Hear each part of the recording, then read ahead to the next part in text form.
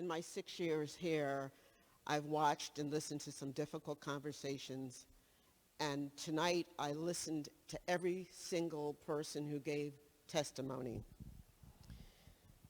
It's been 23 people have spoken, and it's been for 8 hours. That does not count the time that we did in the House last week. And I listened to at least 60% of those comments.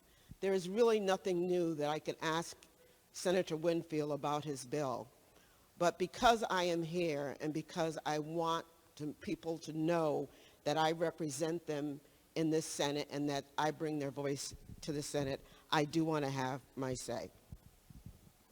I want to thank the House, first of all, for the work that they did on this bill last week and the time and the commitment that they put into it. But I have a special thank you for Senator Winfield because he has worked tirelessly. This just didn't begin in this session. He has been working for 11 years in the General Assembly fighting for equity, dealing with these issues. He knows the root causes of them, and he deals with them head on. He spends hours and hours of time away from his family and does this work. He's been relentless about these issues, but he's also been so open and genuine when he talks to all of us. I even called him on Saturday and said to him, you need to shut down, you need to take a day of rest, because we can't do this without you. And you've given so much to us that I salute you.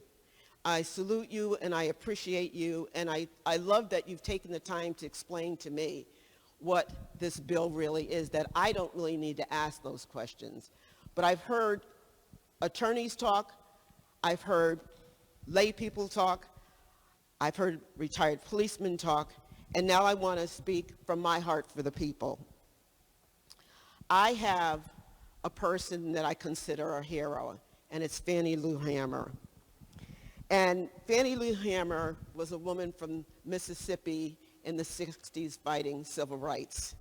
And when I sat and watched in front of the TV, the civil rights movement, and I saw this woman of little education come before Congress and fight for voting, I sat there and I said to myself, how do you become that person?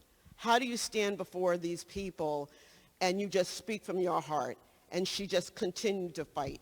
I'm going to use her quote because I always look for something that she's written when I have to speak to lift me up, because this is such hard work. And it's some days you wonder, is it worth it? And then you go and you see people who have come before you, have done that work, and you say you have to move forward because you've been given this opportunity to be the voice of the people that you represent. You've got over 50 years of experience of being out in the community, doing civil rights, being an advocate. You have to speak up. So these are her words. This white man who was saying it takes time, for 300 more years they have had time, and now is the time for them to listen. Well, now it's over 400 years. And it is time for not only for us to listen, it is time for us to act. Watching this woman be a warrior against a system that oppressed black people and who I carry, I know that I cannot waste my time here. I heard one of the legislators say earlier he did not plan on speaking, but he came out to speak because this is a historical moment and he wanted his voice and his words on record. And that's why I'm here. I listened to people who used terms, who said things, and I don't think it was malicious, but it's so ingrained in our society, the systemic racism, the words that we use, the code, that I don't think people even understand when they're saying some of these things, that they are biased. When you have to point out that 2 little black children were treated kindly by a police person, what is that? That is that you did not expect it. It's something different. Why should a black child be any different from any child who's wandering in the street?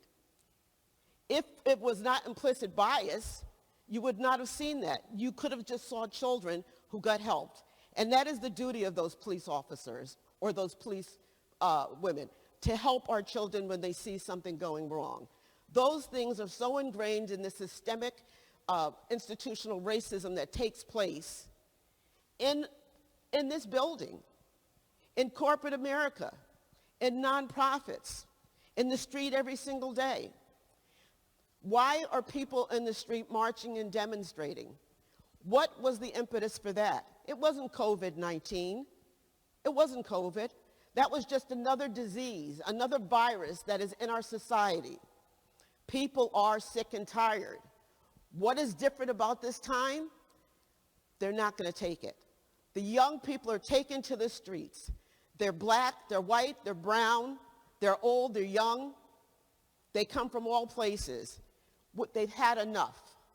I'm so proud of them that they are fighting for equity. They are